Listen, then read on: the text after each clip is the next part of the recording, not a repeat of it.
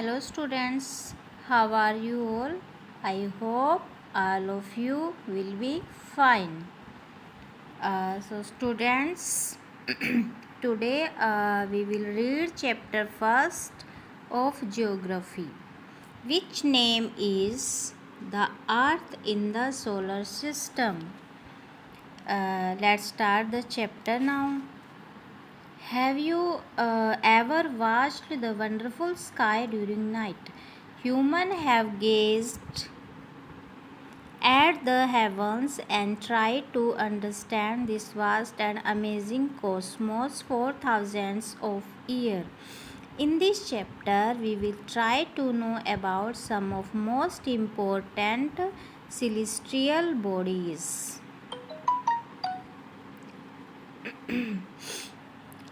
Students आपने रात के दौरान इस वंडरफुल आकाश यानी कि वंडरफुल स्काई को देखा होगा और ह्यूमन ने हजारों साल तक आकाश को टकटकी लगाकर देखा और उसको समझने की कोशिश की। इस चैप्टर में हम कुछ महत्वपूर्ण सेलेस्टियल बॉडीज़ के बारे में पढ़ेंगे। Celestial bodies means the sun, the moon and all objects that can see in the sky. Universe, the vast space containing all the celestial bodies is called the universe. The universe is the body containing the stars, planets, dust or gases. The universe is so huge that it is difficult to imagine its size. तो universe होता क्या है? Universe is the body containing the stars means universe में stars, planets, सारे जो ग्रह हैं, dust और गैसेस, ये सब आ जाते हैं। That is called universe. और यूनिवर्स का जो साइज़ है इतना बड़ा होता है, इतना ह्यूज होता है कि जिसकी हम कल्पना भी नहीं कर सकते। The celestial bodies, all the objects that belong to the sky are called celestial bodies.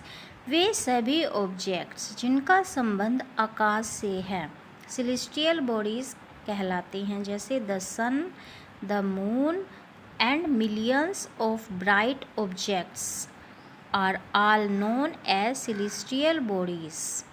These are also called the heavenly bodies. Means celestial bodies में जैसे कि सन, मून और मिलियंस की संख्या में जो ब्राइट ऑब्जेक्ट्स हैं, चमकने वाले जो भी ऑब्जेक्ट्स हैं, वे सारे सेलेस्टियल बॉडीज़ में आते हैं और इनको हम हेवेनियली बॉडीज़ भी कहते हैं। Star, these are celestial bodies which have their own light. मतलब ये वो सेलेस्टियल बॉडीज़ होती हैं जो कि जिनकी अपनी अलग ही लाइट होती है, प्रकाश होता है। Stars are very big celestial bodies.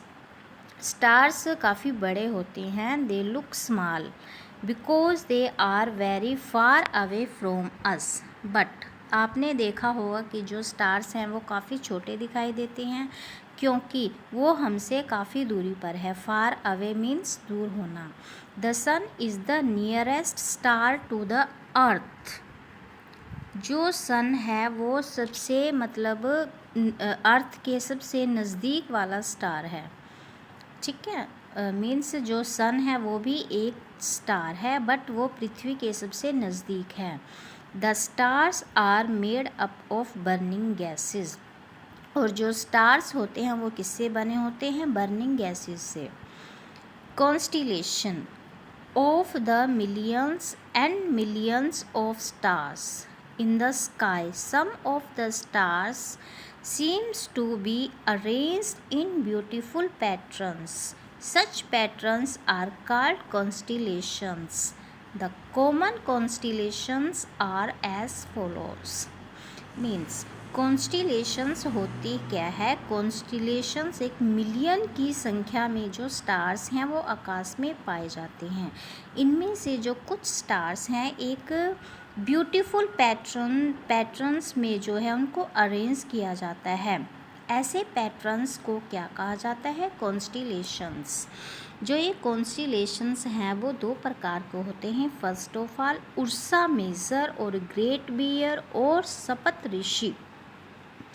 The Indian name of Ursa Major constellation is Saptarishi. It is called the Great Bear because its stars are arranged in such a way that they seem to form the outline of a big bear or the Great Bear. There are 7 stars in the constellations. First है Ursa major या great beer या सप्तऋषि। Ursa major का जो Indians नाम है वो क्या है? सप्तऋषि है। और इसको ग्रेट बियर क्यों कहा जाता है? क्योंकि ये इस तरह अरेंज किए गए हैं, इस तरह से दिखाई देते हैं जैसे कि एक बिग बियर हो। ठीक है। और इसमें कितने स्टार्स होते हैं? 7 स्टार्स होते हैं। You have to see the picture. How many stars in this pictures? 1 2 3 4 5 6 7. ठीक है। सेकंड है उर्सा माइनर कॉन्स्टिलेशन और Little Bear constellations. Little means छोटा। This constellation also has a group of 7 stars like Ursa Major, but the stars are close together and less bright than those in Ursa Major. At the end of Ursa Minor is a very important star of average brightness which is called the pole star. Second है Ursa Minor constellation और Little Bear constellations. यह है जो constellation है इसमें भी 7 stars होते हैं उर्सा मेजर की तरह हैं, बट ये जो स्टार्स हैं एक दूसरे के काफ़ी नज़दीक होते हैं और ये कम चमकने वाले होते हैं as comparison to Ursa Major. और इनके एंड में एक इम्पोर्टेंट स्टार होता है जिसकी जो ब्राइटनेस है वो एवरेज होती है। इसको क्या कहा जाता है? Pole star. You have to see 1 2 3 4 5 6 7 जो 7 जो स्टार है ये है that is called pole star. Okay. Now students, in next video we will continue this chapter. Till then, stay home, stay safe.